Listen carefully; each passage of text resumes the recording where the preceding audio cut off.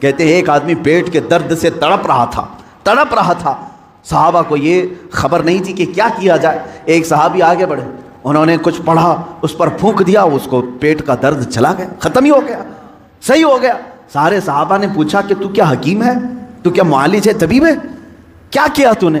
اس صحابی نے کہا مجھے کچھ سمجھ میں نہیں آ رہا تھا, یہ بڑی تکلیف میں تھا, جس کے ہاں یہ لوگ مہمان تھے, میں نے سورہ فاتحہ کی تلاوت کی اور اس پر پھونک دیا, اس کا پیٹ صحیح ہو گیا. لیکن صحابہ ہر چیز کو اس طرح سے نہیں لے لیتے تھے. سارے صحابہ ان کے اوپر جرح کرنے لگے, یہ کام کیا تجھے رسول اللہ نے کرنے کا حکم دیا تھا یا خود سے کیا؟ اس صحابی نے کہا نہیں, حضور نے تو ایسا کچھ کہا نہیں, میں نے خود کیا. پکڑ کر لے چلے حضور کی بارگاہ میں. کیا قرآن کی آیتیں پڑھ کر کسی پر پھونک مار سکتے ہیں کہ نہیں؟ یہیں سے, اس حدیث سے ہی ثابت ہوتا ہے کہ ہم جو بزرگان دین کے پاس دم کرانے کے لیے جاتے ہیں. وہ صحابہ آئے, کہا اے اللہ کے نبی صلی اللہ علیہ وسلم, آپ کے اس صحابی نے آج ایک عجیب و غریب عمل کیا. کہا کیا کیا؟ ایک شخص کا پیٹ شدت سے درد کر رہا تھا, انہوں نے سورہ فاتحہ پڑھ کر کے اس پر دم کر دیا. حضور مسکرائے اور فرمایا کیا تمہیں معلوم نہیں سورہ فاتحہ کا ایک نام سورہ شفا بھی ہے؟ سورہ فاتحہ کا ایک نام سورہ شفا بھی ہے. میرے صحابی نے جو کیا بالکل صحیح کیا. عزیزان گرامی وقار, سورہ فاتحہ آپ بھی پڑھے ہیں, بہت سارے لوگ پڑھیں, پھونک ماریں, کتنوں کا درد جائے گا. یہاں کیا ہے؟ زبان کی تاثیر ہے. جب دل اندر سے پاک ہو, زبان سے جو نکلے وہ اثر رکھتا ہے.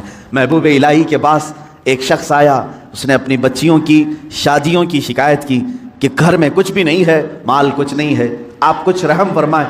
انہوں نے 2-3 ڈھیلے اٹھائے اور 3 بار قل هو اللہ احد پڑھ کر کے دیا, اس کے ہاتھ میں دیا. تو بندہ کہتا ہے میں گھر لے کر گیا, وہ ڈھیلے تو دیکھا وہ سونے کے تھے, گولڈ تھے. میں نے بیچا, شادی کی, لیکن فارمولہ تو مل گیا تھا. اس نے بھی اپنے گھر میں ڈھیلے اٹھائے اور قل هو اللہ پڑھنے لگا. 1000 بار پڑھ لیا, ڈھیلا تو ڈھیلا ہی تھا, کچھ نہیں ہوا. دوسرے دن وہ آیا محبوب الہی کے پاس, کہا آپ نے اس دن مجھے جو دیا تھا کیا پڑھ کے دیا تھا؟ کہا قل هو اللہ پڑھ کے دیا تھا. کہا میں کتنی مرتبہ آپ نے پڑھا تھا شیخ محترم؟ محبوب الہی نے کہا 3 بار پڑھا تھا. کہا میں 1000 بار پڑھا, ڈھیلا بدلا ہی نہیں, ویسے ہی ہے. محبوب الہی نے فرمایا جا پہلے اپنی روح بدل لے, ہر چیز بدل جائے. اپنا دل بدل لے, اللہ تیری زبان سے ہر چیز کو بدل دے گا. آپ کی تاثیر جو ختم ہوگی تو روح کے بدلنے سے. آپ نے اپنی روح کو اور اپنے قلب کو غلاظتوں میں اگر رکھا ہے تو زبان کی تاثیر ختم ہو جاتی. حضرت سیدنا سلیمان جزولی رحمۃ اللہ تعالی جو دلائل الخیرات شریف کے مصنف, وہ کہتے ہیں درودوں کا مجموعہ انہوں نے لکھا ہے, کتاب لکھی. ہم سفر پر تھے, عصر کی نماز کا وقت تھا, ٹائم ختم ہو رہا تھا, کنواں قریب میں تھا, وضو کرنے کے لیے پانی نکالنے کے لیے کوئی چیز نہیں تھی, ہم پریشان تھے ساتھی لوگ. ایک چھوٹی سی 10 سال کی بچی آئی, اس سے کہا بیٹا تمہارا گھر قریب ہے تو بکیٹ کچھ لے آؤ, ڈول لے آؤ, پانی نکال کر ہم وضو کرنا چاہتے ہیں. اس لڑکی نے کہا پانی چاہیے آپ کو. وہ گئی اس کنویں کے پاس کھڑی ہو کر اپنا تھوک دیا اس نے, اور پانی جوش مار کر اوپر آیا. ان لوگوں نے وضو کیا. سلیمان جزولی فرماتے ہیں میں نے بچی کو روک لیا, بیٹا رک جا, ہم نماز پڑھیں گے, بعد میں تجھ سے بات کریں. نماز کے بعد انہوں نے کہا اللہ کا واسطہ دیتا ہوں, کون سا وظیفہ کرتی ہو, کون سا عمل کرتی ہو, تمہارے تھوک سے کنویں کا پانی اوپر تک کیسے آیا؟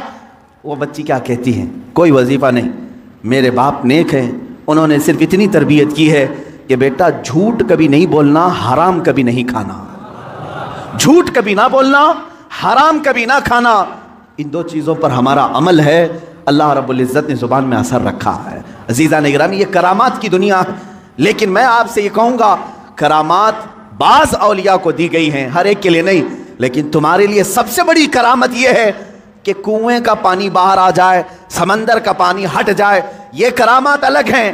میں کہتا ہوں ایک مومن کے لیے سب سے بڑی کرامت یہ ہے تم ادھر سے زبان سے ایک کلمہ بولو, سامنے والے کا دل بدل جائے, اس کے دل میں انقلاب آ جائے, یہ تمہاری کرامت ہے, یہ تمہاری کرامت. لیکن کب ہوگا؟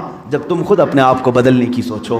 خدا نے آج تک اس قوم کی حالت نہیں بدلی, نہ ہو فکر جس قوم کو خود اپنی حالت بدلنے کا, نہ ہو فکر جس کو خود اپنی حالت بدلنے کا. عزیزان گرامی وقار, رسول محترم صلی اللہ تعالی علیہ وسلم کا ایک مختصر سا عرصہ جو ہمارے درمیان رہا ہے پوری کائنات میں تیزی سے آج سنا کر کے آپ کے سامنے سے بارگاہ مصطفیٰ میں التجا بھی کروں گا. وہ مکہ مکرمہ کی سرزمین 14 صدیاں پہلے, آج سے 1400 سے 42 چل رہا ہے, اس کو اور 53 ملا لے ہیں, اس کے ساتھ اور 53 ملا لیں یعنی تقریباً 1495 کے سال کے قریب ہو گیا۔ اس سے پہلے میرے آقا صلی اللہ تعالیٰ علیہ وسلم آج ہی کا دن تھا جو فرش گیتی پر تشریف لائے۔ وہ آمینہ کا در یتیم، وہ عبداللہ کا نور نظر، بارگاہ مصطفیٰ صلی اللہ تعالیٰ علیہ وسلم میں خراج عقیدت کے لیے میں بات کر رہا ہوں۔ وہ در یتیم جب گھر تشریف لایا تو ایسا گھر تھا کہ باپ پہلے سے نہیں ہے، ماں اکیلی ہیں، معاوضہ دینے کی طاقت نہیں رکھتی۔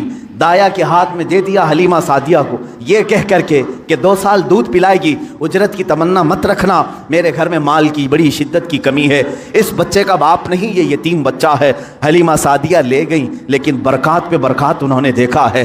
رسول پاک کو اپنے گود میں کھلایا۔ حلیمہ سعدیہ کہتی ہیں یہ عام بچہ نہیں تھا، ان کے آتے ہی بنو سعد کی ساری بکریوں کے تھن دودھ سے بھر چکے تھے اور